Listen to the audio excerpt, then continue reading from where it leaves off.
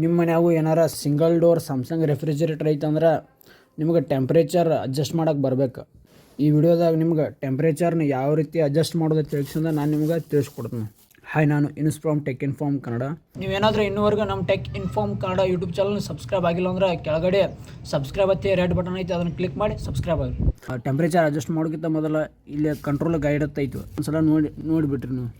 ಇಲ್ಲಿ ಮ್ಯಾಗ ಒಂದು ಬ್ಲೂ ಬಟನ್ ಐತಿ, ಇದು ಎದಕ್ಕೆ ಐತಿ ಅಂತ ತಕ್ಷಣ ನೆಕ್ಸ್ಟ್ ಹೇಳ್ತೀನಿ.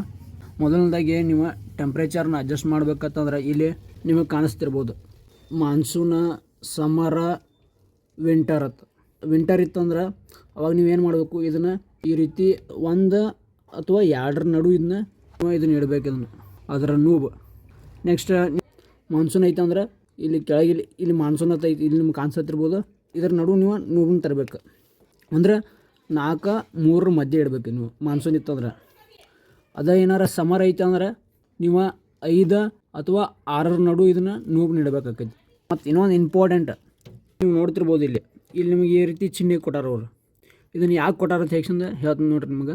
ಇಲ್ಲಿ ಏನು ಕೊಟ್ಟಾರಲ್ಲ, ಇವ್ನು ಯಾವ ನೀವು ಈ ಚೇಂಬರ್, ಈ ಕೂಲಿಂಗ್ ಚೇಂಬರ್ದಾಗ ಇವ್ನು ಯಾವ 3 ಯೂಸ್ ಮಾಡಬಾರ್ದು ನೀವು. ಚಮಚೆ ಆಯ್ತು, ನೈಫ್ ಆಯ್ತು, ಸ್ಕ್ರೂ ಡ್ರೈವರ್ ಆಯ್ತು, 3 ಯೂಸ್ ಮಾಡಬಾರ್ದು ನೀವು.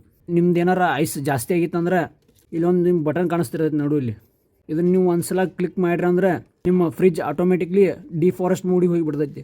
ನಿಮ್ಮ ಚೇಂಬರ್ದಾಗ ಸ್ಟೋರ್ ಆಗಿರೋ ಐಸ್ ಎಲ್ಲ ಕರಗು ಮಟ್ಟ ಡಿಫಾರೆಸ್ಟ್ ಮಾಡ್ತೈತಿ ಫ್ರಿಜ್.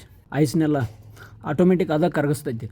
ಅದರ ದೃಷ್ಟಿಯಿಂದ ನೀವು ನೈಫ್, ಚಮಚೆ, ಸ್ಕ್ರೂ ಡ್ರೈವರ್ನ ಏನೂ ಯೂಸ್ ಮಾಡಬಾರ್ದು. ಐ ಹೋಪ್ ಈ ವಿಡಿಯೋದಾಗ ನಿಮ್ಗೆ ಫ್ರಿಜ್ ಟೆಂಪ್ರೇಚರ್ ಮತ್ತು ಇದನ್ನು ಯಾವ ರೀತಿ ಡಿಫಾರೆಸ್ಟ್ ಮಾಡೋದು ತೇಕ್ಷನ್ ತಿಳ್ಕೊಂಡ್ರೆ ಅನ್ಕೋತೀನಿ. ವಿಡಿಯೋ ಇಷ್ಟ ಆದ್ರೆ ಲೈಕ್ ಮಾಡಿರಿ, ಶೇರ್ ಮಾಡಿರಿ. ಇಂಥ ಟೆಕ್ ರಿಲೇಟೆಡ್ ವೀಡಿಯೋಸ್ಗೆ ನಿಮ್ಮ tech inform Kannada YouTube channel subscribe ಮಾಡ್ಕೊರಿ.